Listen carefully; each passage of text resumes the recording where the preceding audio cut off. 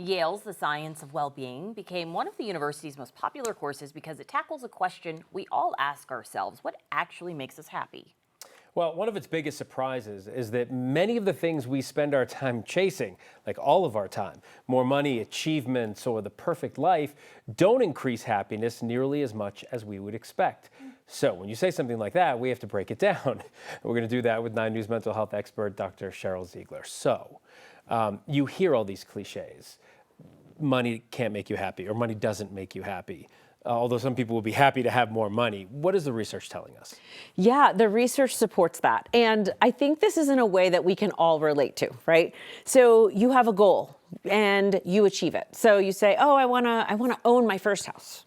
And then you get to that goal. And almost the first question that people have is, okay, now what? What's next? What's next? What's next? A bigger house. Right. A bigger house, a bigger mortgage, right? You get your first car, then I want a bigger car, I want a faster car. And so it's really interesting. That's something that maybe when you think about it, you go, oh, well, I haven't yet achieved that big goal, so I don't even know what they're talking about. I'll take my chances. People always say it around the lottery. I'll take my chances playing, But the truth is, we all do have micro goals that we are achieving. And when we get there, we tend to be dissatisfied and we want to know what's next. So what is the thing that's making us happy if it's not the achievements? You ready? Yes. It is the quality of our social relationships. Time and time again, it's always number one. So if you want the biggest predictor of preventing mental health issues, quality of your relationships. What makes people truly happy? The quality of their relationships. So this is a great class and a great reminder because it's not about the quantity. You don't have to have a ton of friends, right? You don't have to have the big friend group and post it on social media that you go every year and go do something. Just the quality of the relationships that you do actually have are what really do make us happy. And it's as simple and complicated as that.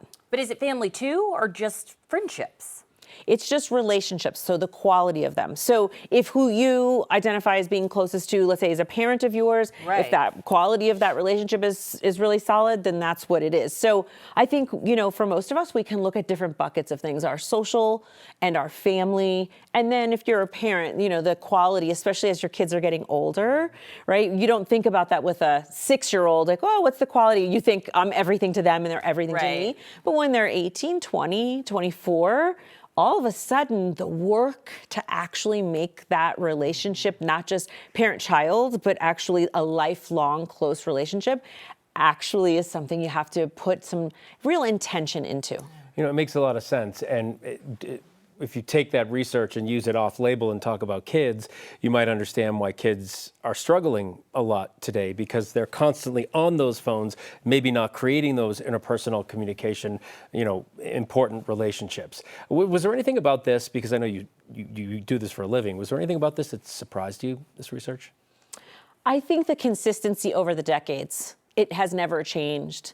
And that's like in our lifetime, so many things change, right? Everything from what parents are concerned about with their kids to how we spend our time. But this is one thing, it's decades, that it really is about the quality of our relationships. That's important for our physical health and our mental health and our happiness. And you mentioned kids. They now have, so this is Dr. Santos at Yale. So this has been around for a while for college students, and now there's a teen version, and this is free. So I hope for anybody listening, you don't actually have to go to Yale. This is an online course, and this is the same course that the Yale students are taught, but there's an online version, and now there's a teen online version. So I'm really super excited about that. I'm actually going to probably take it myself to see what they're teaching the teens and if there are things that I can learn as well. Yeah. Sometimes kids need to hear it from someone else other than their parents, because as a parent, you can say to your kids, money isn't going to make you happy. And they go, okay. So says dad. Yeah, right. But so says this course at Yale. That might be something else. That's right. That's right. Dr. Ziegler, thank you. Thanks for having me.